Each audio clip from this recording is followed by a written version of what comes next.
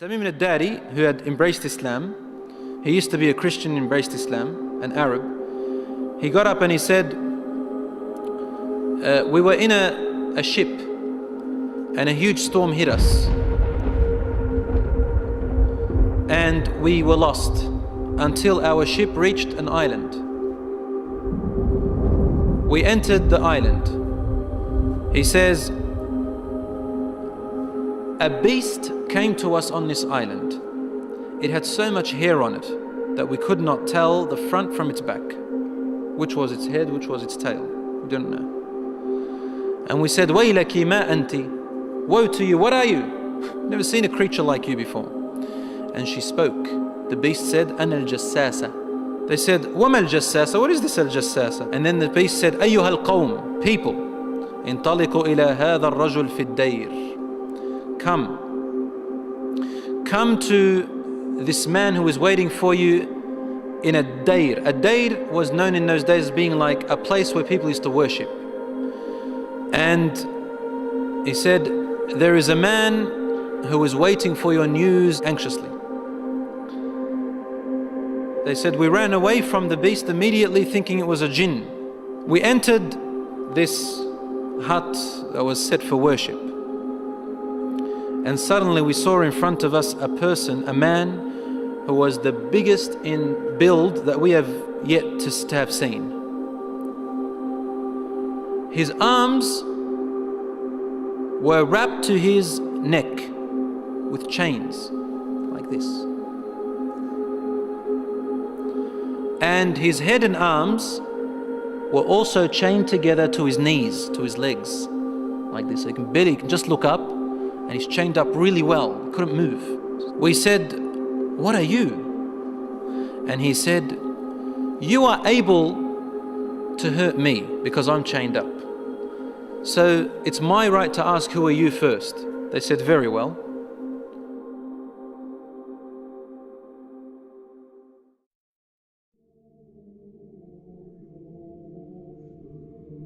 We are people from the Arabs. We set sail in our ship and a storm hit us until we became lost and landed on this island. We came to this island and we found this beast that came to us that had so much hair on it, and it led us to you. They said, we got afraid of this man and we didn't feel safe around him. However, the man said to us, tell me about the palm trees of Baysan. Baysan is a city in Jordan. He wanted to know whether there were palm trees planted in there a lot. We said, what do you exactly want to know about Baysan in Jordan? He said, I ask you, are there more palm trees and have they be filled with dates or not yet? They said, yes, it is full of palm trees and full of dates. More than many other places in what we know. He said, soon its palm trees and dates will become scarce. Will no longer give fruits. Today, really, in Jordan, dates are scarce now. It used to be in history, abundance. Now listen. He said, now explain to me about Buhayra al-Tabariyya. You know what Tabariyya is? Which ocean, which sea that is? Okay, the Tabariyya Sea. It's also close to Asham. They said, what do you want to know about it? He said, does it have water in it? They said, yes, there's lots of water. He said, soon its water is going to go away. It's not going to exist anymore. And truly today, the water has gone drier than before. Then he asked them, he said, tell me about Zaghar fountain. Zaghar fountain, probably about 3 days journey if you wanted to walk away from Jerusalem, Bayt al-Maqdis, that's where that fountain is. So basically in what we call Israel today. They said, what do you want to know about this fountain? He said, well, is there a large fountain and do people plant a lot of vegetation around it and it gives a lot of water yet? They said, yes, it's got a lot of water and its people plant a lot. Tell me about a prophet who is ummi, who is illiterate, cannot read or write. What has he done?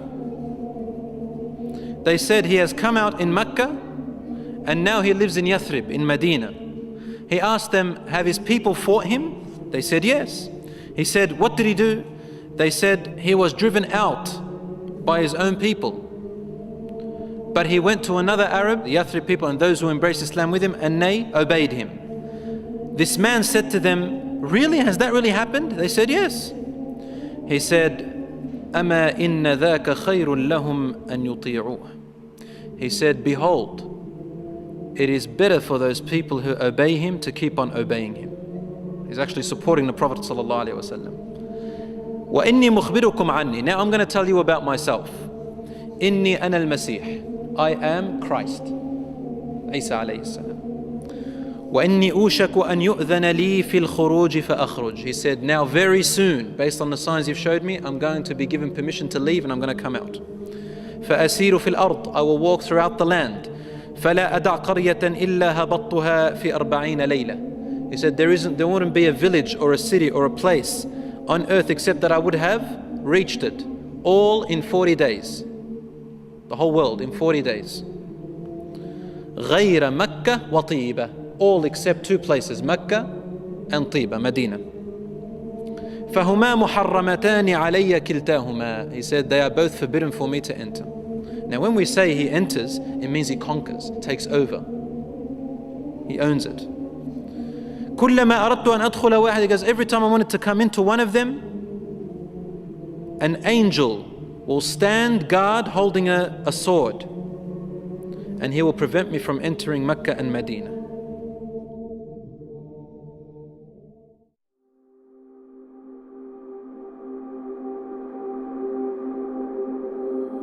Rasul sallallahu alayhi wasallam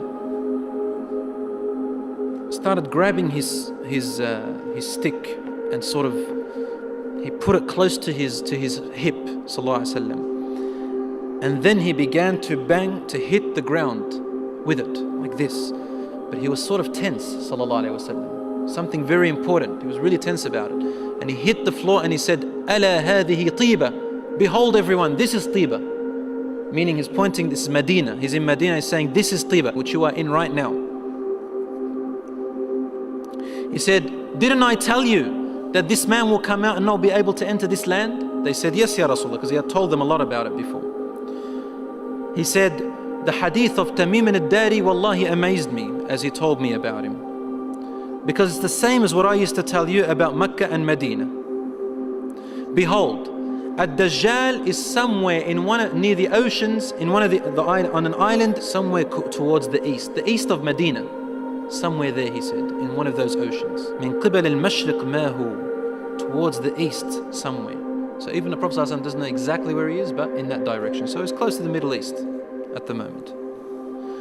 So Allahu A'lam, Dajjal will first arise in Asham, in the Middle East area, which gives a lot of sense that the Jews will be the first to follow him because they are waiting for their Messiah to come. They don't believe that Isa alayhi salam was it, and they don't want to accept Muhammad sallallahu alayhi wasallam. So they'll be the first to follow Dajjal.